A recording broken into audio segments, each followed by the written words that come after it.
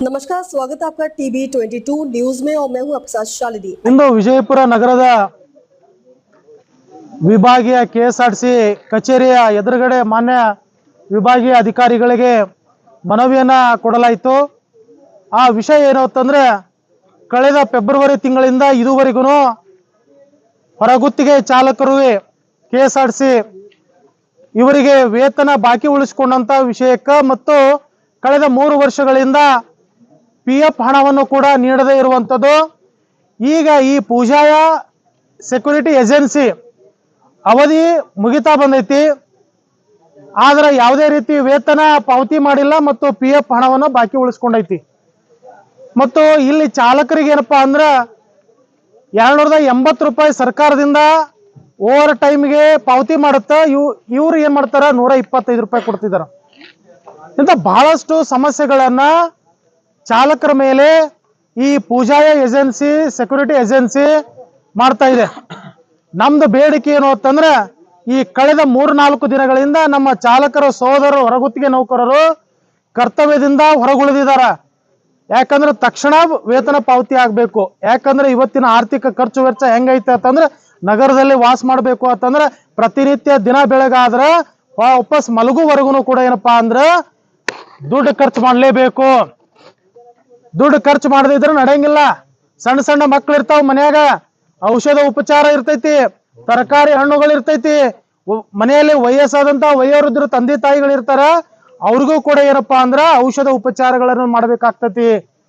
ಪ್ರತಿನಿತ್ಯ ಜೀವನ ನಡೆಸಬೇಕು, ಮನೆ ಬಾಡಿಗೆ ಕಟ್ಟಬೇಕು, ಕರೆಂಟ್ ಬಿಲ್ ಕಟ್ಟಬೇಕು, ಈಗೆಲ್ಲಾ ಖರ್ಚು ವೆಚ್ಚಗಳು ಇರ್ಬೇಕಾದ್ರೆ ಮತ್ತೆ 4 ತಿಂಗಳವರೆಗೂ ಏನಪ್ಪಾ ಅಂದ್ರೆ ವೇತನ ಪಾವತಿ ಮಾಡ್ಲಿಲ್ಲ ಅಂದ್ರೆ ಇಂಥವ್ರಿಗೆ ನಾವು ತಕ್ಕ ಪಾಠವನ್ನು ಕಲಿಸ್ಬೇಕಾಗ್ತತಿ।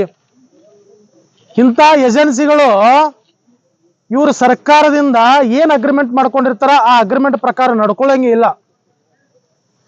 ಸರ್ಕಾರ ಅವರಿಗೆ ವೇತನ ಬಿಲ್ ಮೊತ್ತವನ್ನ ಯಾವಾಗ ಕೊಡ್ತಾರೋ ಬಿಡ್ತಾರೋ ಇದು ಸಂಬಂಧ ಇಲ್ಲ, ಆದ್ರೆ ಏಜೆನ್ಸಿ ಅವು ಪ್ರತಿ ತಿಂಗಳು 10ನೇ ತಾರೀಕಿನ ಒಳಗಡೆ ಕೊಡಲೇಬೇಕು। ಅವನು ಲೇಬರ್ ಆಕ್ಟ್ ಪ್ರಕಾರ ಅವನು ಒಂದು ಕಂಡೀಷನ್ ಇರ್ತೈತಿ, ಇದು ಯಾವುದು ಫಾಲೋಅಪ್ ಮಾಡಂಗಿಲ್ಲ। ಮತ್ತೆ 3 ತಿಂಗಳ 4 ತಿಂಗಳ ಕೊಡಲ್ಲ ಅಂದ್ರೆ ಇಂಥವು ಏಜೆನ್ಸಿಗಳಿಗೆ ಬ್ಲಾಕ್ ಲಿಸ್ಟ್ ಹಾಕ್ಬೇಕು ಅನ್ನುವಂಥದ್ದು ನಮ್ಮ ಸಂಪೂರ್ಣವಾದಂತ ಆಗ್ರಹ ಐತಿ। ಅದಕ್ಕೆ ಬರುವಂತ 15ನೇ ತಾರೀಕಿನಿಂದ ಇದೇ ತಿಂಗಳು ಅನಿರ್ದಿಷ್ಟಾವಧಿ ಅಹೋರಾತ್ರಿ ಧರಣಿ ಸತ್ಯಾಗ್ರಹವನ್ನ ಎಲ್ಲಾ ನಮ್ಮ ಹೊರಗುತ್ತಿಗೆ ನೌಕರ ಚಾಲಕರಾದಂತವ್ರು ಹಮ್ಮಿಕೊಳ್ಳಲಿದ್ದಾರೆ। ಅದರ ಒಳಗಾಗಿ ಈ ಏನು ಸಮಸ್ಯೆಗಳದಾವ ಎಲ್ಲವನ್ನ ಬಗೆಹರಿಸಬೇಕು। ಒಂದು ಪಿಎಫ್ದು, ಎರಡನೇದು ಬಾಕಿ ಉಳಿಸ್ಕೊಂಡಂತ ವೇತನ ಮತ್ತು ಈ ಓಟಿಯಲ್ಲಿ ಏನ ಒಂದು ಅವ್ಯವಹಾರ ಮಾಡಿದಾರಲ್ಲ ಅದನ್ನು ಕೂಡ ಸರಿಪಡಿಸಬೇಕು ಅನ್ನುವಂತ ನಮ್ಮ ಬೇಡಿಕೆ ಐತಿ। ಅದಕ್ಕೇನಪ್ಪಾ ಅಂದ್ರೆ ಇವತ್ತು ವಿಭಾಗೀಯ ಅಧಿಕಾರಿಗಳಿಗೆ ನಾವು ಗಮನಕ್ಕೆ ತಂದಿದ್ದೀವಿ, ಅವರು ಕೂಡ ತಕ್ಷಣ ಇದನ್ನ ನಾವು ಸ್ಪಂದನೆ ಮಾಡಿ ನಾವು ಸಾಲ್ವ್ ಮಾಡ್ತೀವಿ ಅಂತ ಹೇಳಿದ್ದಾರೆ। ಅವ್ರ ಮೇಲೆ ಸೂಕ್ತ ಕಾನೂನು ಕ್ರಮ ಕೈಗೊಳ್ಳಿ ಅಂತ ಹೇಳಿ ಕೂಡ ನಾವು ಹೇಳಿದೀವಿ। ಆದ್ರೆ ಬರುವಂತಹ ದಿನಗಳಲ್ಲಿ ಇದು ಕಠಿಣ ರೂಪಕ್ಕೆ ಹೋಗಬಾರ್ದು ಮತ್ತು ಸಾರ್ವಜನಿಕರಿಗೆ ತೊಂದರೆ ಆಗಬಾರ್ದು ಅನ್ನೋ ಕಾರಣಕ್ಕೋಸ್ಕರ ಇವತ್ತು ನಾವು ಎಲ್ಲರೂ ಸಾಂಕೇತಿಕವಾಗಿ ಮನವಿಯನ್ನ ಕೊಟ್ಟಿದ್ದೀವಿ। ಆದ್ರೆ ಅದನ್ನು ಗಂಭೀರವಾಗಿ ಪರಿಗಣನೆ ಮಾಡಿ ಈ ಸಮಸ್ಯೆಯನ್ನ ಹಿಂದೆ ಇತ್ಯರ್ಥಗೊಳಿಸಿದ್ರೆ ಅದೇ ಕ್ಷಣದಲ್ಲಿ ನಮ್ಮ ಚಾಲಕರು ಕರ್ತವ್ಯಕ್ಕೆ ಹಾಜರಾಗ್ತಾರ, ಇಲ್ಲ ಅಂದ್ರೆ ಅಲ್ಲಿವರೆಗೂ ಕರ್ತವ್ಯಕ್ಕೆ ಹಾಜರಾಗುವುದಿಲ್ಲ ಅನ್ನೋಂಥದ್ದು ಸ್ಪಷ್ಟ ನಿಲುವಿದೆ। ಚಾಲಕರಿಗೆ ಅಷ್ಟೇ ಸೀಮಿತ ಇದೆ ಅಥವಾ ಕಂಡಕ್ಟರ್ ಬರ್ತದೆ? ಇದು ಚಾಲಕರು ಹೌದು। ಎಷ್ಟು ವರ್ಷದ ಪ್ರಾಬ್ಲಮ್ ಆಗ್ತಾ ಇದೆ? ಕಳೆದ 3 ವರ್ಷದಿಂದ ಈ ಪೂಜಾಯ ಸೆಕ್ಯೂರಿಟಿ ಏಜೆನ್ಸಿಗೆ ಟೆಂಡರ್ ಆಗಿದೆ। ಈತ ಏನ್ ಮಾಡ್ತಾನಂತಂದ್ರ ಪ್ರತಿ ತಿಂಗಳು 10ನೇ ತಾರೀಕು ಒಳಗಡೆ ಲೇಬರ್ ಆಕ್ಟ್ ಪ್ರಕಾರ ವೇತನ ಪಾವತಿ ಮಾಡಲೇಬೇಕು, ಮಾಡಿಲ್ಲ। ಕಳೆದ ಫೆಬ್ರವರಿ ತಿಂಗಳಿಂದಾನೇ ಮಾಡಿಲ್ಲ। ಸರ್ಕಾರ ಅವನಿಗೆ ಕೊಡುತ್ತೋ ಬಿಡುತ್ತೋ, ಯಾವಾಗ ಕೊಡುತ್ತೋ ಸೆಕೆಂಡ್ರಿ, ಅದು ಅವ್ರವ್ರ ಅಗ್ರಿಮೆಂಟ್ ಇರ್ತೈತಿ ಟೆಂಡರ್ ಪ್ರಕಾರ, ಆದ್ರೆ ಈತ ಕಾರ್ಮಿಕರಿಗೆ ಕೊಡ್ಲೇಬೇಕು। ಮತ್ತೆ 4 ತಿಂಗಳವರೆಗೂ ಕೊಡ್ಲಿಲ್ಲ, 3 ವರ್ಷದ ಪಿಎಫ್ ಕೊಡ್ಲಿಲ್ಲ। ಈಗ ಬೇರೆ ಕಂಪನಿಗೆ ಮತ್ತೆ ಟೆಂಡರ್ ಆಗಿದೆ, ಹೊಸ ಕಂಪನಿಗೆ, ಮತ್ತೆ ಇವ್ರ ಅವಧಿ ಮುಗಿಲಕ್ ಬಂತು, ಮತ್ತೆ ಎಲ್ಲಾ ಕ್ಲಿಯರ್ ಮಾಡಿ ಹೋಗ್ಬೇಕು। ಅವನು ಎಲ್ಲಾ ಬಾಕಿ ಇಟ್ಟು ಹಂಗ ಇಟ್ಟು ಯಾಮಾರಿಸಿ ಹೋಗ್ತಾರ ಕಾರ್ಮಿಕರಿಗೆ, ಅಂದ್ರೆ ಇಂಥವ್ರಿಗೆ ಬ್ಲಾಕ್ ಲಿಸ್ಟ್ ಹಾಕ್ಬೇಕು। ಇವ್ರಿಗೆ ಎಲ್ಲರಿಗೂ ಮುಂದೆ ಎಲ್ಲೂ ಇವರಿಗೆ ಏಜೆನ್ಸಿ ಅವರಿಗೆ ಟೆಂಡರ್ ಆಗ್ಬಾರ್ದು ಅನ್ನೋಂತ ನಮ್ಮ ಆಗ್ರಹ ಐತಿ। 105 ಜನ ಚಾಲಕರು ಹೊರಗುತ್ತಿಗೆ ನೌಕರರು ಸುಮಾರು 1,26,00,000 ರೂಪಾಯಿ ಬಾಕಿ ಉಳಿಸ್ಕೊಂಡೈತಿ। ಅಲ್ಲ ಸರ್, ಇದು ಏನು ಅವರು ಬಾಕಿ ಉಳಿಸ್ಕೊಂಡು ಸರ್ಕಾರ ಗಮನಕ್ಕಿದೆ ಇದು ಮಾತು. ಹಾ, ಇವಾಗ ಇತ್ತತ್ಲ ಗಮನಕ್ಕೆ ಬಂದಿದೆ, ಸರ್ಕಾರದ ಗಮನಕ್ಕೆ ಇವಾಗ ಬಂದಿದೆ. ಈಗ MD ಅವರಿಗೆ ನಾನು ಮಾತಾಡಿದ್ದೀನಿ ಅಂತ ಪೂಜಾ ಏಜೆನ್ಸಿ ಮಾಲಕ ಹೇಳ್ತಾ ಇದ್ದಾನ. ಬಟ್ ಅದು ಏನ್ ಮಾತಾಡೋಣ ಏನ್ ಬಿಟ್ಟಿಲ್ಲ ಗೊತ್ತಿಲ್ಲ. ನಮಗ್ ಮಾತ್ರ ಇವತ್ತು ವೇತನ ಪಾವತಿ ಆಗ್ಬೇಕನ್ನೋಂತ ನಮ್ಮ ಆಗ್ರಹ ಐತಿ. ಇಲ್ಲಾಂದ್ರೆ ಬರುವಂತ ದಿನಗಳಲ್ಲಿ ಗಂಭೀರವಾದಂತ ಪರಿಣಾಮ ಎದುರಿಸಬೇಕಾಗ್ತೈತಿ. ಅಧಿಕಾರಿಗೆ ಭೇಟಿಯಾಗಿದ್ರು. ಹಾ, ಭೇಟಿಯಾಗಿದೆ. ಅವರು ಕೂಡ ಇವತ್ತಿಲ್ಲ ನಾಳೆ ತಕ್ಷಣವೇ ವೇತನ ಪಾವತಿ ಆಗುವಂತ ಎಲ್ಲಾ ಕ್ರಮಗಳನ್ನ ಕೈಗೊಳ್ತೀವಿ ಅನ್ನುವಂಥದ್ದು ಹೇಳಿದ್ದಾರೆ. ಸರ್, ಇದು ಸಮಸ್ಯೆ ಇಟ್ಕೊಂಡು ಮುಖ್ಯಮಂತ್ರಿಗೆ ಪತ್ರ ಬರೀತೀರಿ, ಯಾವ ರೀತಿ ಮುಂದಿನ ಕ್ರಮ? ಈಗ ಇವತ್ತು ನಾಳೆ 2 ದಿನ ನಾವು ಕಾಯ್ತೀವಿ. ಅದ್ರ ಒಳಗಡೆ ಈ ವೇತನ ಬಾಕಿ ಏನೈತಲ್ಲ ಸಂಪೂರ್ಣ PF ಇರ್ಬೋದು ಏನೇ ಎಲ್ಲವೂ ಇತ್ಯರ್ಥ ಆಯ್ತು ಅಂದ್ರೆ ಯಾವ ಮುಂದಿನ ಹೋರಾಟನೂ ಇಲ್ಲ. ನಾವು ಎಲ್ಲ ನಮ್ಮ ಸಹೋದರರು ಏನಪ್ಪಾ ಅಂದ್ರೆ ತಮ್ಮ ಕರ್ತವ್ಯಕ್ಕೆ ಹಾಜರಾಗ್ತಾರೆ. ಇಲ್ಲ ಅಂತಂದ್ರೆ ಇದು ಉಗ್ರ ಸ್ವರೂಪವನ್ನು ಪಡೆದುಕೊಳ್ತೈತಿ. ಶಂಕರಗೌಡ ಹಿರೇಗೌಡರು, ಉತ್ತರ ಕರ್ನಾಟಕ ರಾಜ್ಯ ರೈತ ಸಂಘ.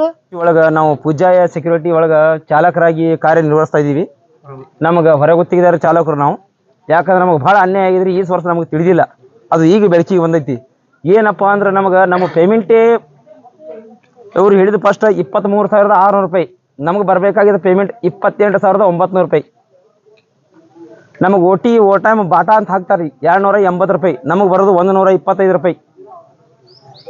ಮೇಲಾಗಿ ನಮ್ದು ಗೌರ್ಮೆಂಟ್ದಿಂದ ಏನು ಸೆಕ್ಯೂರಿಟಿ ಇಲ್ರಿ. ನಮಗೆ ಏನಾರ ಒಂದು ಸಮಸ್ಯೆ ಎಲ್ಲೇ ಒಂದು ಗಾಡಿ ಟಚ್ ಆಯ್ತು ನಾವು ಕೈಲಿಂದ ಹಣ ಕಟ್ಟಬೇಕು. ನಮಗೆ ಸೇಫ್ಟಿ ಇಲ್ರಿ. ಯಾವುದೋ ಒಂದು ಗ್ಲಾಸ್ ಹೊಡಿತು ಮೆಮೋ ಲೆಟರ್ ಕೊಡ್ತಾರೆ. ನಮ್ಮ ಮೆಮೋ ಕೊಡಕ್ಕೆ ಇದು ಹೇಳ್ರಿ, ನಮಗೆ ಮೆಮೋ ಕೊಡ್ತಾರೆ. ಈಗ 3-4 ತಿಂಗಳಾಯ್ತು ನಮಗೆ ಪೇಮೆಂಟ್ ಇಲ್ಲ. ಹೆಂಡ್ರ ಮಕ್ಕಳು ತೊಗೊಂಡು ಬಾಡಿಗೆ ರೂಮ್ ಅದಿ ಮನೆ ರೂಮ್ ಓನರ್ ಹೇಳ್ತಾರೆ ಈಗ ರೂಮ್ ಖಾಲಿ ಮಾಡಿ ಹೋಡ್ರಪ್ಪ. ಈಗ ಆಲ್ರೆಡಿ ಮಾಡ್ಸೇರಿ. ನಮಗೆ ಆರ್ಥಿಕ ಪರಿಸ್ಥಿತಿ ಒಳಗೆ ನಮಗೆ ಯಾರು ಇಲ್ರಿ. ಈಗ ನಮ್ಗೆ ಡಿಪಾಸಿಟ್ ಅಂತ ಇರೋದು ಗೌರ್ಮೆಂಟ್ ಅಂಡರ್ ಅಥಾರಿಟಿ 12,000 ಐತ್ರಿ. ನಮ್ಮ ಕೈಲಿ 30,000 ತೊಗೊಂಡ್ರ, 32,000 ತೊಗೊಂಡಾರ. ಈಗ ಆಲ್ರೆಡಿ ನೋಡ್ರಿ ಒಬ್ರು ಹುಡುಗರು ಇಲ್ಲಿ ಅದಾರಿ. ಒಂದೇ ತಿಂಗಳಾಯ್ತು ಬಂದು. ಇವ್ರ ಏಜೆನ್ಸಿ ಮುಗೀತು. ಅವ್ರು 32,000 ರೂಪಾಯಿ ಕಟ್ಟಬೇಕು. ಎಲ್ಲಿದ್ ಕಟ್ಟಬೇಕ್ರಿ? ಬಡ್ಡಿ ಹೆಂಗ್ ತಂದಿವ್ರಿ ನಾವು ರೊಕ್ಕ? ಬಡ್ಡಿ ಕಟ್ಟೋದಾಗಂಗಿಲ್ರಿ ಸರ್ ನಮಗೆ.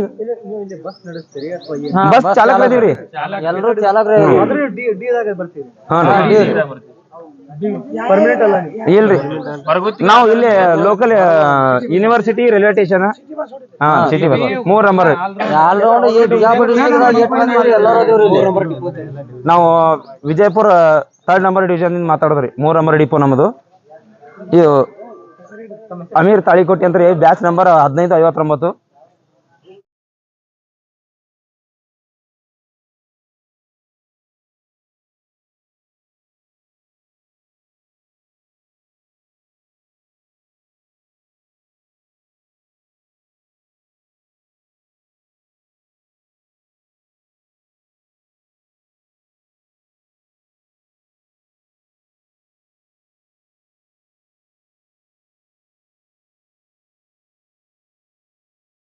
खबरों में अब तक के लिए बस इतना ही। फिर होगी आपसे मुलाकात, तब तक के लिए नमस्कार और देखते रहिए TV22 न्यूज। ऐसे ही लेटेस्ट अपडेट पाने के लिए हमारे चैनल को सब्सक्राइब करें और तुरंत नोटिफिकेशन पाने के लिए बेल आइकन दबाना ना भूलें। यदि आप हमें फेसबुक या इंस्टा के माध्यम से देख रहे हैं तो हमारे पेज को फॉलो जरूर करें। धन्यवाद।